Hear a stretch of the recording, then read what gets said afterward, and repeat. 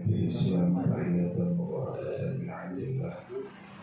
Assalamualaikum warahmatullahi wabarakatuh. Alhamdulillah. Alhamdulillahil qadiril alim al-qadiril hakim al-jawadil karim al-rabbir rahim munzilil dhikril hakim wal qur'anil azim ala al-mab'uthi bid-dinil qawim was-siratal mustaqim. Wassalatu wassalamu ala khatimi risalati wal hadi min ad-dalalati ala masyarati rusuli asyrafil kitabi wal kutubi Muhammadin nabiyil arabiyil amin wa ala alihi hudatil muhtadin wa ashabil akhyaril muntaqabin sallallahu tasliman katsira. Asyhadu an la ilaha illallahul malikul haqqul mubin. Asyhadu anna Muhammadan rasulullah shadiqul wa'dil amin. Usikum ibadallah wa iyaya bitaqwallahi wa bita'ati wa bimudawamati dzikrillahi tsabitin sallallahu ila rasulillah sallallahu alaihi wa alihi wasallam. Afdalu ma qultu ana wan nabiyyuna min qabli la ilaha illallah.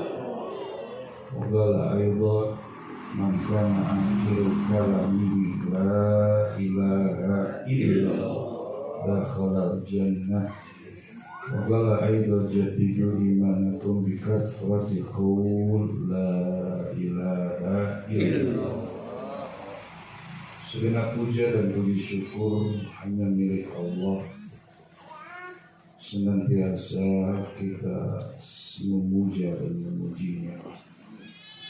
Syukur alhamdulillah atas segala nikmat dan karunia Allah kepada kita yang selalu meningkatkan kuantitas dan kualitas zikir kita. Nikmat hidup, sehat walafiat, dan puncak dari semua nikmat adalah nikmat Islam, nikmat iman, dan nikmat ihsan. Tentunya dengan nikmat Islam, hidup kita ini sejahtera lahir batin, hidup selamat jika diri kita ini taat dan patuh kepada syariat, hukum aturan Allah, dua kalimat syahadat, mendirikan sholat, menunaikan zakat, saum Ramadan, haji ke Makkah al-Mukarramah. Nikmat iman, pembenaran hati akan kebesaran Allah, ketidakberdayaan diri di hadapan Allah yang Maha Kuasa, menempuh jalan yang dinamakan Thariqatul Muhammadiyah, Thariqatul Mustaqim, jalan yang lurus. Itulah iman. Tidak boleh ada dualisme iman, maka imannya harus sahih. Ditambih kan sudah dijelaskan seperti itu. Kebijakan iman yang sahih artinya iman yang benar. 1% pun nggak boleh disandingkan dengan yang lain. Makanya di dalam iman itu ada thariqah. Dalam thariqah itu ada guru mursyid, satu guru mursyid, tidak dua. Ya, karena guru mursyid itu nur Allah, ya, energi Allah, ya, yang disematkan kepada sebagian wali. Alhamdulillah, puji syukur kita dipertemukan kepada guru mursyid, baik secara langsung fisiknya maupun secara tidak langsung dari wakil taklim. Bertemunya ini mendapatkan talqin, ini yang paling utama, ya. Nikmat yang paling besar itu adalah talqin. Karena banyak orang bertemu tapi tidak mendapatkan talqin, sangat disayangkan, ya. Maka itu nikmat yang wajib kita syukuri. Adapun nikmat ihsan, ihsan itu secara bahasa artinya baik.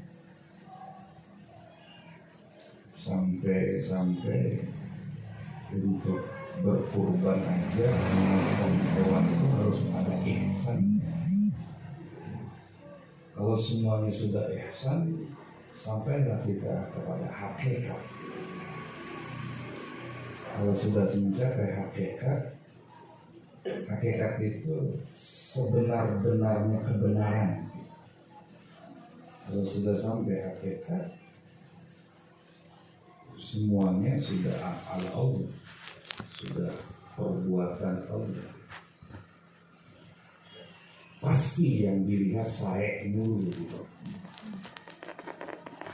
Mau dia mabok, mau dia judi, saya. Kalau sudah sampai, orangnya disebut muhaqqiq. Karena hakikatnya segala sesuatu perbuatan Allah. Ketika Kanjeng Syekh menghidupkan orang yang mati, dia nggak mengatakan kum izin, bangun dengan izin Allah, tapi beliau sudah mencapai hakikat, bangun atas izinku. Jadi Allah meminjam lidah Syekh Abdul Qadir Jailani. Nah, hakikat ini ayat hijrah sudah diungkapkan, ya. Karena itu filosofi zikir khafi. Khafi itu kan artinya samar, kan nggak boleh disuarakan. Yang melarang untuk disuarakan itu Allah. Wadkur rabbaka fi nafsika, sebutlah, ingatlah nama Tuhan, ismuzat fi nafsika, hanya di dalam jiwa, di dalam hati.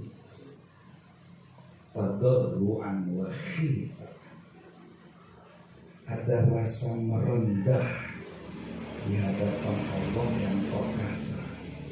Tadarruan itu sikap yang takut dan kebesaran Allah, rendah. Wahina, rasa takut diperjelas oleh Allah, dunal jahri, ya. Jangan dijaharkan bil budwi wal asal, pagi dan petang.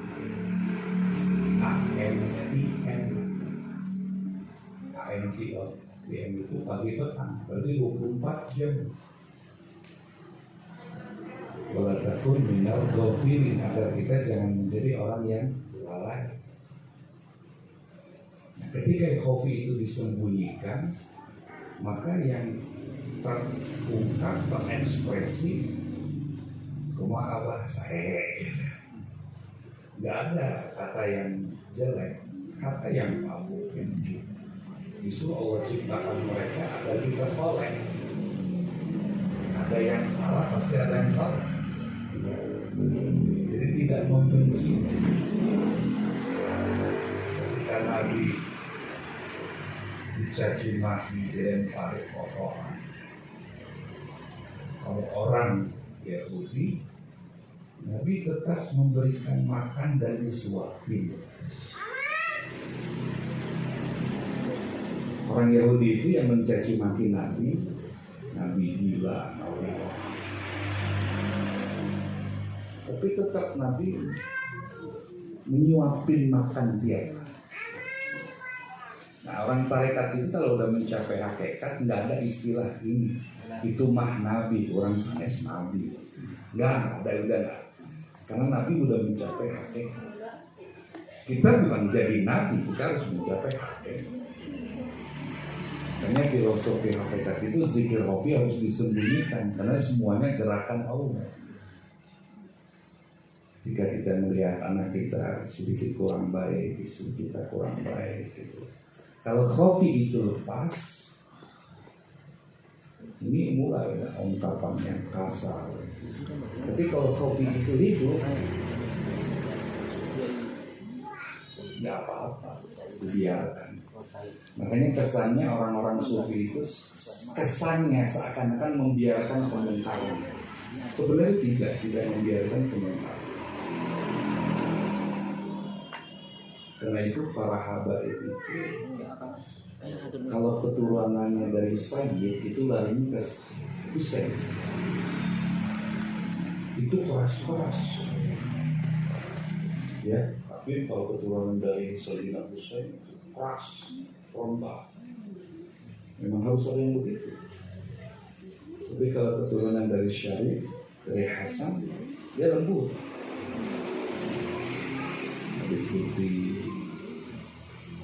Dan kita nggak boleh komen karena mereka zuriyah Rasul. Jadi kita nggak boleh komen. Orang tarekat jangan mengkomentari. Ya udah. Karena zuriyah Rasul itu kalau melakukan dosa 2 kali lipat. Makanya kita nggak usah komen. Apalagi kita punya tetangga 38, jangan dikomen ya, apa-apa. Tingkatkanlah amalia. Ya. Karena kalau banyak komen itu merusak latifah. Latifah itu titik sensor. Kalau bahasa canggihnya titik sensor. Itu kalau ke mall-mall itu kan kalau barang yang belum dibeli kan itu harus itu. Maka ketika tawajuh gitu sebelah latifatul qalbi, ya kalau dia udah full habis juga bagaikan air, dia pindah jarum kompasnya pindah ke latifatul ruh. Nanti sama pengasahwa lah pindah. Makanya dia lama rasa yang bermain. Bukan dilihatin kolbunya, mau lihatin enggak rasa. Terus full lagi lagi foto sedih, lagi foto khafi, foto akhwa, nafas mati. Kalau udah hidup semuanya, kalau dari guru memang penekanannya di latifatul qalbi, karena kalau udah latifatul qalbi habis menyebar semua. Makanya ketika seorang penzikir, seorang mustajir, kalau tidak salah, para sahabat pernah ngomong, saat kita zikir jangan pernah berpikir. Sebenarnya angka 105 itu hanya menunjukkan sinyal saja. Begitu tasbih sudah di situ, ya udah lepas. Makanya untuk menarik massa ikhwan, baik ikhwan itu harus benar-benar mengamalkan amaliyahnya, baik belum yang bukan ikhwan. Jangan melakukan sesuatu yang tidak ada sunnah daripada mursyid. Zikir 1000 kumpul di sini. Kalau khotam manful silakan, memang ada itu. Tapi kalau zikir ditentukan untuk menarik massa, itu nggak ada sunnah dari guru mursyid.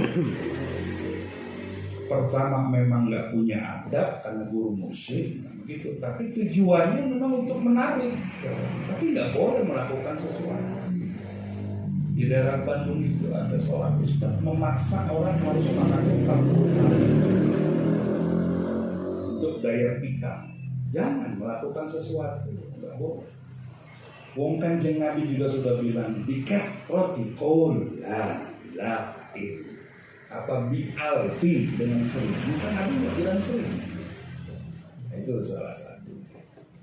Begitu juga bapak kalau lagi kesal sama bini sama anak, jukirnya dikerasin karena kesel. Nah, itu jukir nafsu itu. Jukir nafsu. Gue kesel sama bini gue tambah dia biar setan. Padahal bapak itu setan gitu. Karena dari dasarnya kan nafsu. Pengalaman pribadi di SNS. Jadi gitu aja. Itu potensi. Nah, di dalam mankobah tadi itu rahasianya harus bisa dipahami 3 pilar tadi. Ketika orang tidak, ajaran jajan itu sering mensosialisasikan arkanul din, rukun agama. Pilar agama itu 3: Islam, iman, ihsan. Syariat, tarekat, hakikat. Ada yang nanya, Pak Ustadz, orang takut dengan tarekat. Ya udah, gak usah pakai istilah tarekat, udah kata iman aja, tarekat dihilangkan, nggak masalah, ya kan? Padahal dia juga kan. Orang takut dengan kata tasawuf, ya udah nggak usah pakai istilah tasawuf, bicaralah tentang akhlak. Itulah mungkin rahasianya warid daripada ya latif yang kita banyak baca. Jadi kalau ya latif kita banyak baca, waridnya begitu, kita akan lembut, akan bijak dalam menyikapinya. Gitu. Orang mau ngadu dari Jakarta, zikir dilemparin batu, belum sampai madrasah kan apabila alhamdulillah batu aja ikut zikir. Gitu. Nah itu namanya basirah ya. Apa namanya basir? Memang tipis bedanya Pak. Ya. Jangan mentang-mentang dia bisa melihat sesuatu yang gaib disebut basirah. Enggak. Karena iblis dan Allah itu sangat gaib. Gitu.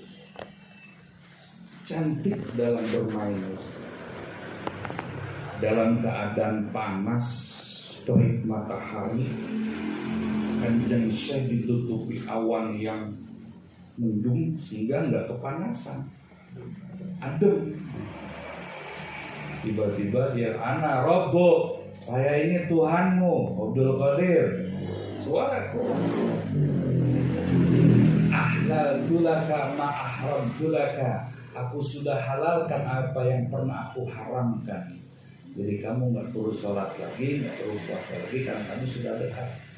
Itu dilempar dengan pasirnya. Berarti Syekh Abdul Qadir faqih, orang yang benar-benar ahli fikih gitu. Jadi mempertahankan syariat. Jangan sampai orang tarekat ini meninggalkan syariat.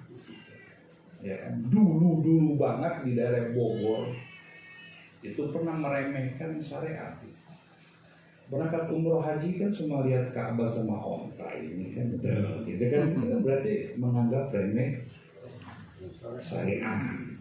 Nanti akibatnya jadi zindik. Jadi itu ya disebut khofi tadi harus selalu dihidupkan, jangan dikeluarkan. Kalau dikeluarkan jadi zindik. Nggak apa-apa ibu maksiat, udah gerakan Allah. Nah itu kan repot kalau diomongin begitu kan jadi hancur. Harus disembunyikan. Makanya kalau dia lepas aja kopinya itu nggak terkontrol, mesti apa? Nah, di dalam tarekat itu, dalam mankobah tadi rahasianya bahwa keyakinan kepada guru mursyid itu harus 100%. Jangan sedikit pun ragu dengan guru mursyid. Bapak ibu 1% ragu kepada guru mursyid, amaliyahnya juga jadi hancur. Keyakinan kepada guru mursyid kalau dia benar-benar mursyid kamil mukamil.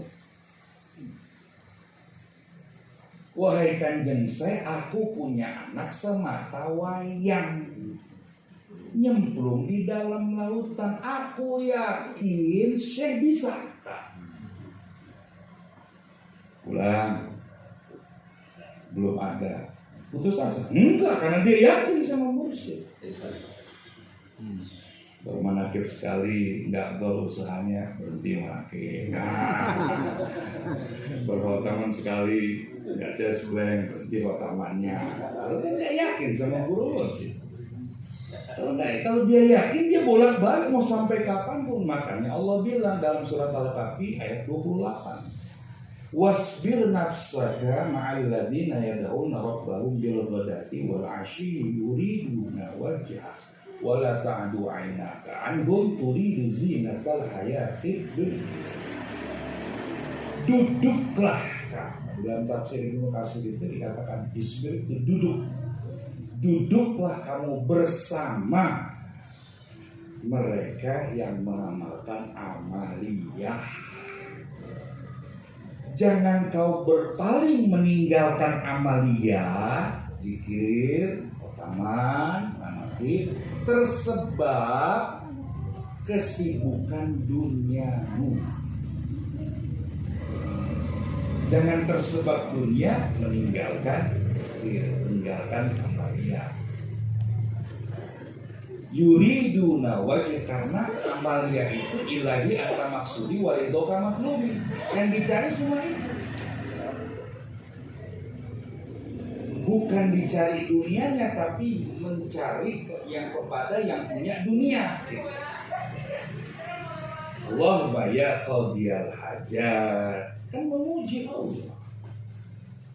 Di situ nggak disebut ya Allah kabulkanlah hajatku, tolaklah balaku. Enggak, memuja.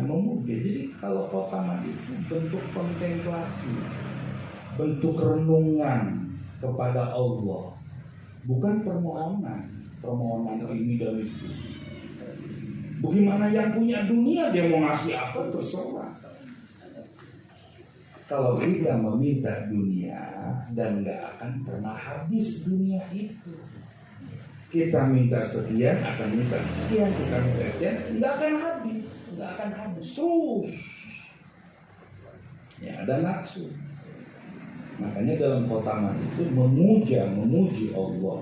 Jadi munajat di situ, munajat itu bisa. Kafiyal muhimmada, fiyal rofi'ada. Kemudian la haula wala, kenapa ditempatkan kepada Imam Hawajikan? Itu kan Abdul Khalid Al-Rushdawani. Jadi guru besar tarekat itu Abdul Khalid Hawajikan. Dia bacanya la haula wala quwwata illa billah. Jadi semuanya itu kita bisa terhindar dari maksiat bukan karena zikir kita, tapi ismahnya Allah, penjagaan Allah. Kita bisa zikir bagus, amalia bagus, bukan karena hebatnya kita, kuatnya fisik kita, taufiknya Allah. Ya, itu di situ. Hati-hati, berbau syirik.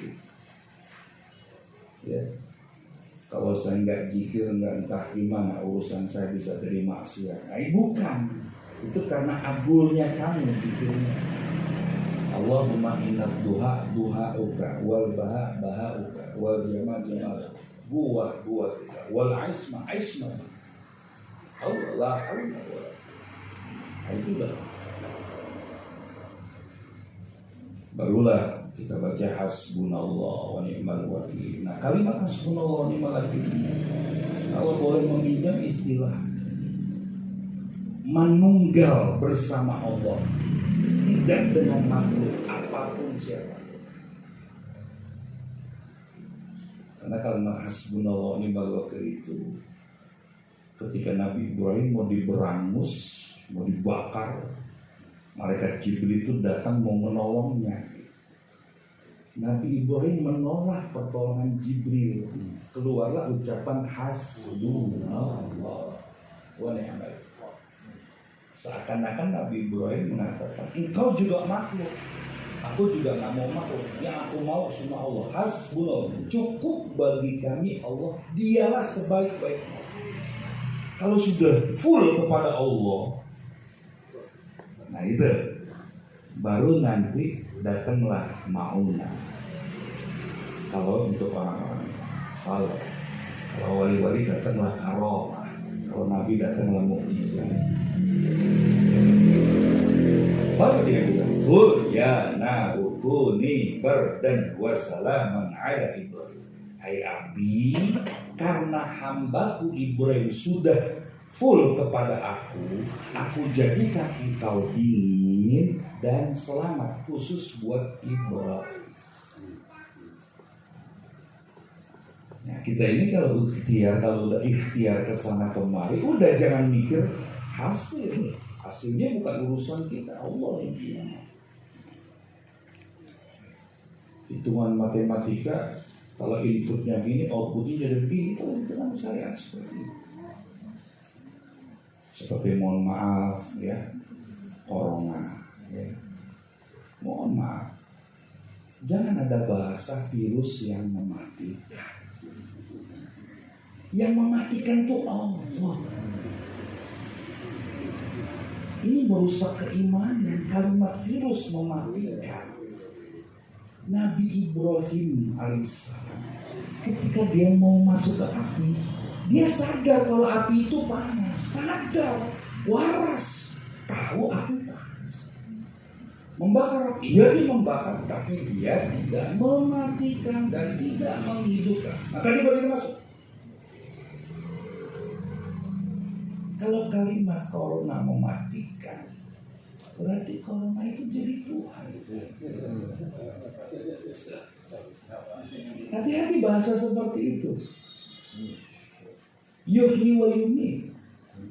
Ibrahim berani masuk, dia sadar kalau itu api. Panas, iya panas, benar api panas bukan ini. Membakar dia membakar, tapi tidak mematikan. Tidak mematikan. Yuhyi wa yumiit, al-muhyi al-mumiit. Terus iman lagi. Udah banyakin la ilaha illallah. Kenapa harus la ilaha illallah bukan yang lain? Karena Tuhan-Tuhan kecil di dalam diri ya, itu selalu ada. Itu pasti ada. Makanya di Quran dikatakan wala takunu kalladzina nasullaha fa ansahum anfusahum.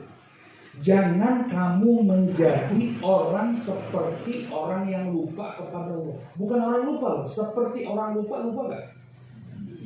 Enggak.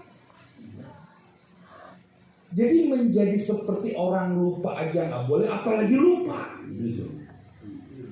Itu aduh kalau baca ayat itu Pak pasek doraka.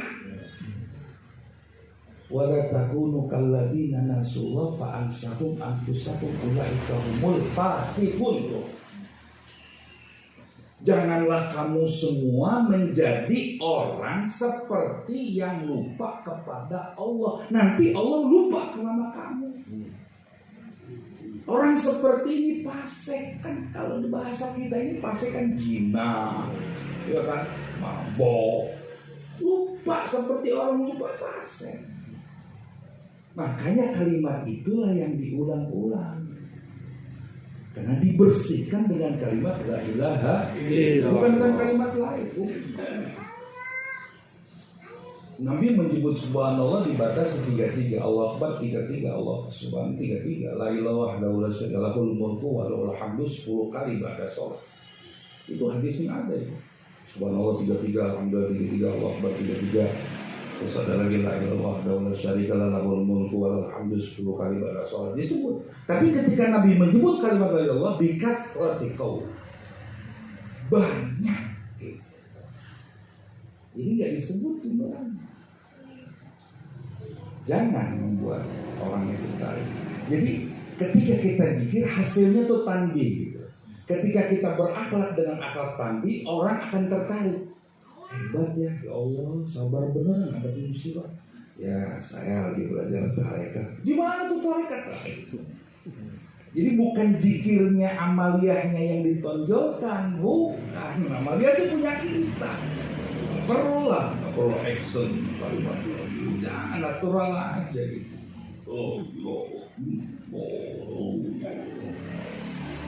Natural aja.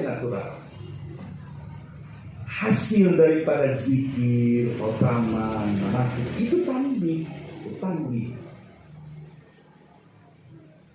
Kalau kita sudah bertanbih itu hasil dari zikir. Kalau kita sudah akhlaknya tanbih, manusia juga akan tertarik. Memang Rasulullah dapat julukan Al-Amin, manusia yang paling jujur. Itu gelar Al-Amin itu bukan S1, S2, S3, dokter, bukan. Itu ada sekolahnya. Tapi gelar Al-Amin, manusia yang paling jujur, itu gelarnya dari orang kafir. Nabi belum jadi nabi, belum jadi rasul, Quran belum ada. Umur 35 kan belum jadi nabi. Dapat gelar dari orang non-Islam. Apanya? Akhlak. Makanya Rasulullah mengatakan akmalul mu'minina imanan ahsanuhum khuluqan. Orang mukmin yang sempurna keimanannya, yang baik akhlaknya. Karena sahabat itu bukan berdebat ilmu orang jadi tertarik, bukan akhlak beliau. Akhlaknya. Kalau tidak berlebihan, 90% wakil talqin itu dulunya banyak penentang ya Pak ya. Penentang abah, si A, si B, si C. Tapi dilawannya bukan debat ilmu, bukan.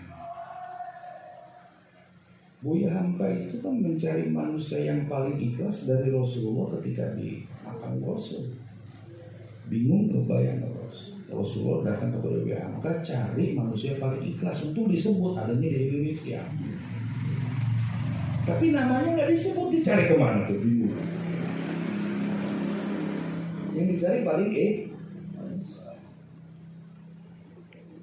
itulah akhlak. Kembali ke masalah tadi, keyakinan kepada guru murid sampai dia wasbir nafsaka, duduklah kamu untuk amaliyah, jangan ditandalkan amaliyah. Wala ta'du ainaka anhum, jangan kamu berpaling matamu, jangan tinggalkan amaliyah tersebab kehidupan dunia yang kamu cari gak habis-habis.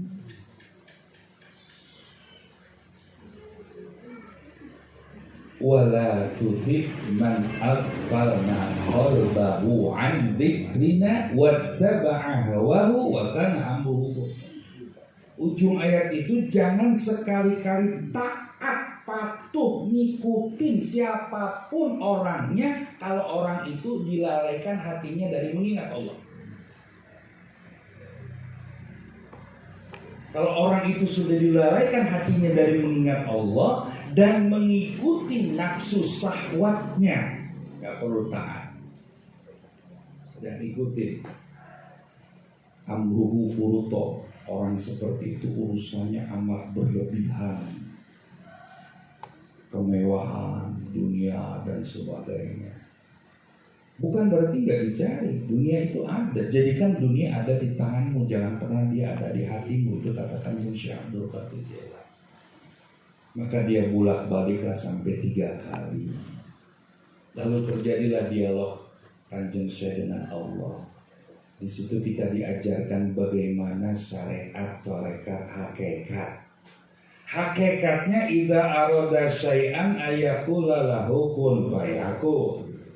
Allah sanggup menciptakan sekejap kun fayakun jadi.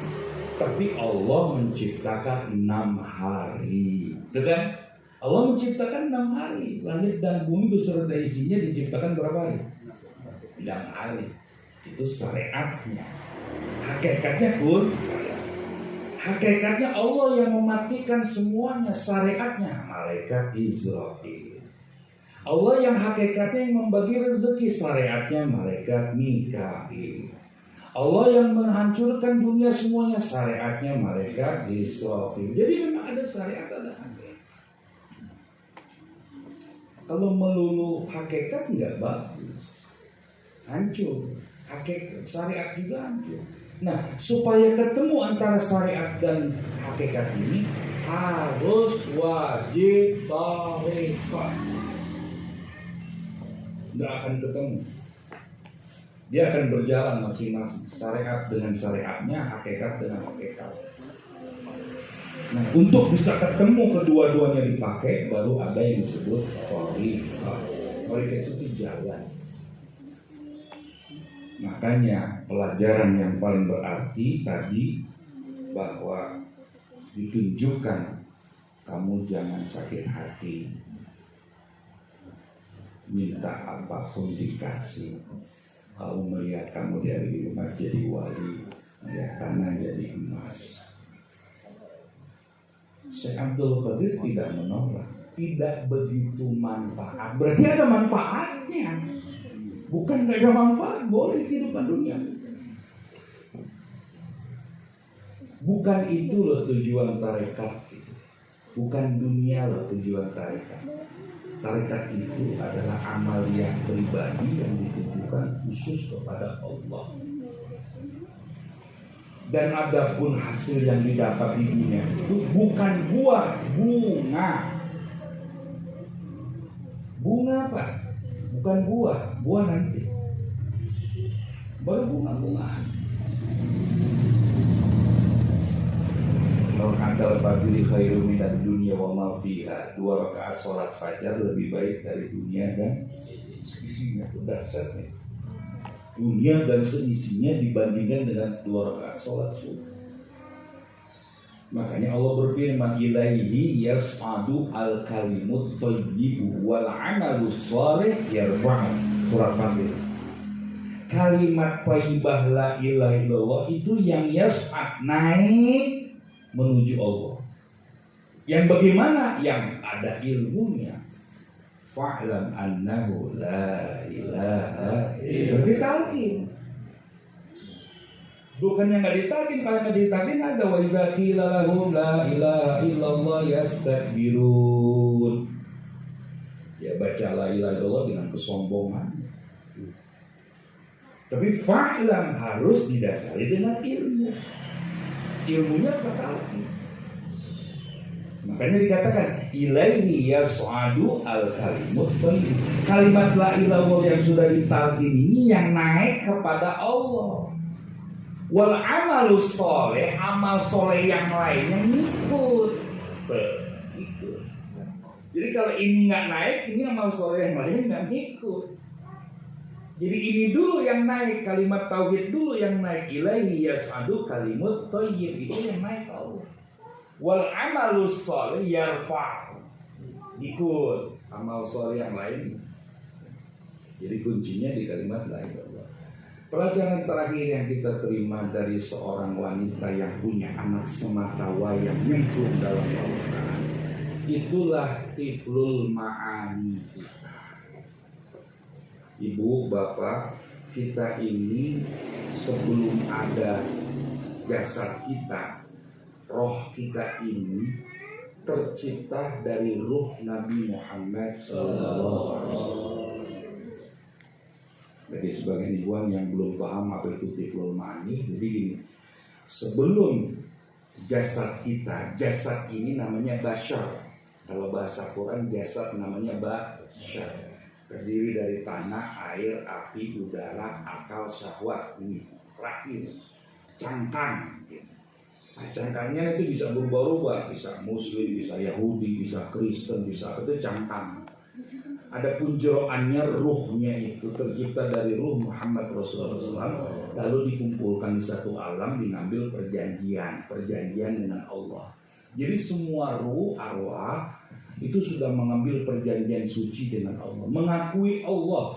Jadi yang disebut fitrah suci manusia itu fitrah tauhid. Karena ada hadis mengatakan setiap bayi yang lahir dalam keadaan fitrah. Bukan fitrah suci nggak punya dosa, bukan. Fitrahnya itu sudah bertauhid, sudah beriman, sudah mengakui Allah, gitu. Karena lanjutan ayat hadis itu fa'abawahu ayyuhawidanihi aw yunasirani aw yumajid. Kedua orang tuanya lah yang menyebabkan si cangkang ini jadi Yahudi, jadi Nasrani. Kenapa? Dia punya akal, dia punya syahwat, gitu. Jadi nggak melulu tanah, air, api, udara saja, tapi dilengkapi dengan akal dan syahwat. Inilah yang membuat cangkangnya berubah. Bisa Yahudi, Nah inilah fitrah sudah beriman. Nah di saat ruh itu semua manusia itu ruhnya sudah berjanji di hadapan Allah, ahdullah, makanya ruh itu sudah tertanam asmaul husna. Asmaul, mengasihi, menyayangi. Kalau Bapak yang mengasihi, menyayangi apa orang Islam aja Pak? Orang non Islam bisa gak mengasihi dan menyayangi? Bisa. Rahman dan Rahim.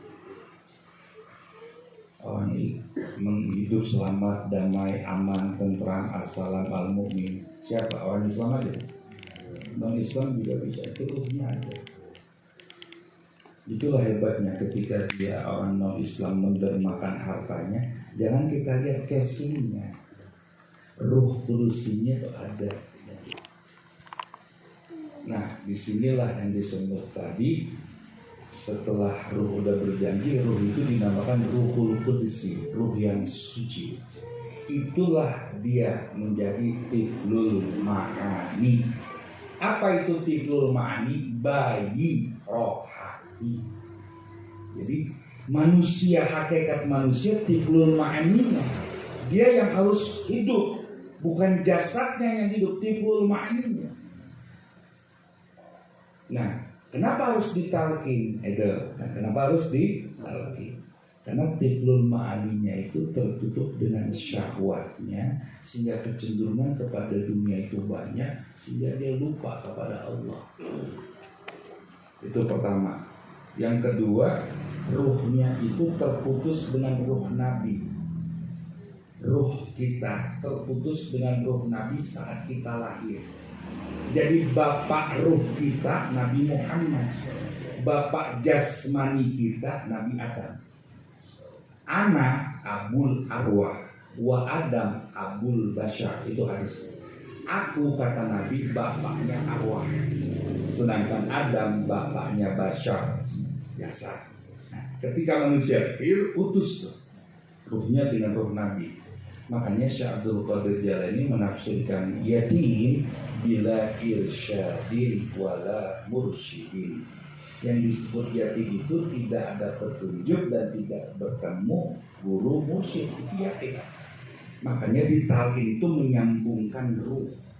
Jadi talqin itu bukan ilmu, gitu. Jadi nggak usah milih-milih, harus bahasa Indonesia, harus bahasa Jawa, enggak, jangan. Ikutin aja. Ikutin aja. Itu namanya talqin. Nah, ku anfusakum wa ahlikum naram, itulah tertuju kepada istri dan anak. Jadi kalau istri dan anak dan calon mantu pun. Saya punya mantu 2 sebelum nikah. Kamu mau nikah mana saya? Talqin dulu. Apa itu talqin? Nggak tahu. Pokoknya talqin. Ntar beres talqin baru saya jelaskan. Karena Tuhan bisa pun. Tapi kepada di luar ahli ya jangan diwajibkan seperti itu. Nah, inilah tiflul ma'ani. Tiflul ma'ani kita kalau belum ditalqin itu bagaikan ada di dalam lautan, tenggelam, tulang-tulangnya hancur, dagingnya hancur. Nah, anak semata wayang itulah yang disebut tiflul ma'ani. Begitu sudah diangkat dari lautan, itu namanya sudah ditalqin. Kalau sudah ditalqin berarti tiflul ma'aninya hidup. Nah, kalau dia hidup ya harus diamalkan, diamankan, dilestarikan, bukan dibiarkan. Kalau dibiarkan nanti dia tenggelam lagi.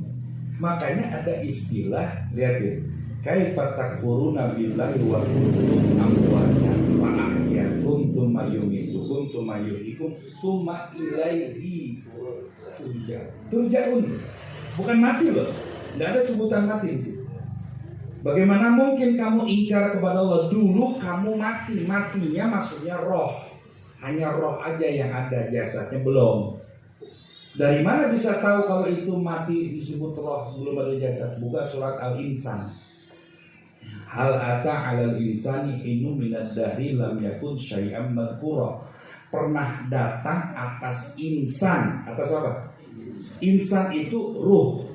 Jadi kalau baca terjemahan lihat manusia, lihat kata-kata, kalau itu insan berarti ruh. Pernah ada atas insan satu masa dari beberapa masa, saat itu belum ada sesuatu yang bisa disebut oleh si ruh tadi, baru ruh aja yang ada. Fa'ahyakum, kalimat fa itu langsung gitu. Aku hidupkan kamu. Jadi laqad khalaqnal insana fi ahsani taqwim radadnahu asfala ayamku. Nah, terus kenapa ada kata tuma? Karena dari hidup kita ini memati kan lama jaraknya kan, maka tuma yumi itu. Kemudian kamu dimatikan, berpisah. Ya kan? Kalau udah berpisah ini dikasih tanda oleh Allah. 40 hari sebelum Maria dikasih tanda, kamu akan selesai. Nah, yang bisa membaca itu yang punya qalbu salim, qalbu yang bersih, qalbu yang sudah ditalkin. Yang ditalkin itu kan qalbu kita, bukan otak kita, bukan akal kita.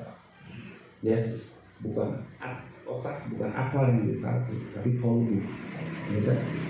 Tsumma yuhyikum, kemudian kamu dihidupkan. Berarti akhirat kan. Ujungnya perhatikan, tsumma ilaihi turja'un. Jadi itu ada hubungannya dengan innalillahi wa inna ilaihi raji'un. Raji'un itu kembali, bukan mati. Jadi tiflul ma'aninya yang kembali. Adakah tiflul ma'ani yang tidak kembali? Ada. Yang tidak mendapatkan berarti susah kembali. Yang sudah mendapatkan talqin aja dan berhari-hari baru bisa kembali. Iya. Can nepi. Nah, berarti kalau ke can nepi kan belum sampai itu kan. Itu sampai. Itulah yang disebut manqobah tadi. Keyakinan tiflul ma'ani harus dengan kaki. Yang terakhir yang saya ingatkan kepada para ikhwan, coba amalkan, amankan, dan lestarikan. Jangan pernah melakukan hal-hal yang tidak dilakukan oleh sunnah guru mursyid. Walaupun niatnya baik, niatnya benar, menarik masa. Kalau menarik masa itu ada unsur nafsunya. Tanya pengasah wadah, pengalaman saya di Jawa Timur bersama beliau. Nafsu di dalam diri saya kepengen yang hadir saya ceramahkan bisa tahu. Berarti ceramah saya buat sedemikian rupa, sedemikian terpikat terhadap nafsu lah. Nafsu. Tanya nggak ada satupun yang ditalkin. Nah, bagaimana saya kembalikan kepada titik nol bahwa saya nggak kepengen mau ini, pokoknya isi ceramah aja. Itu mengembalikan ke titik nol susah Ustaz. Susah. Masuk Suryalaya aja kembali kepada nol susah. Saya ini kan RW, baru RW aja. Saya ini ustaz, saya ini kiai gitu. Masuk Suryalaya, nol aja udah. Nol aja kembali. Begitu saya nolkan, saya ceramah, tanya masalah talqin. Jadi mengajak orang itu jangan pakai nafsu.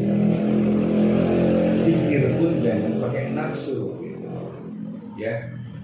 Lakukanlah. Jadi harus ada total kepada guru mursyid dan Suryalaya. Itu intinya ke situ. Ini nggak ada promosi. Ngapain promosi Suryalaya? Nggak pernah dipromosikan, udah terbesar. Ya, jangan pernah, ingat ngomongan saya, jangan pernah mendirikan kerajaan-kerajaan kecil di luar Suryalaya. Bawalah Suryalaya, pertahankan Suryalaya. Nah, kalau kita total kepada guru mursyid, bukan hanya amaliannya saja, ya yayasannya, ya LDTKN-nya, ya GMPS-nya, ya bubelanya. Jangan sampai ada begini, pokoknya saya bertarekat udah ngamalin zikir aja. Yayasan enggak, ya kan yang sahabat juga. Kalau yang total ke mursyid ya seperti itu. Mudah-mudahan Allah Subhanahu wa taala jadikan kembalinya roh kita Tiflul Ma'ani, diaku menjadi muridnya para sahabat. Kalau kita ada selalu dalam genggamannya. Mohon maaf atas segala kekurangan. Terima kasih atas segala perhatian. Assalamualaikum warahmatullahi wabarakatuh.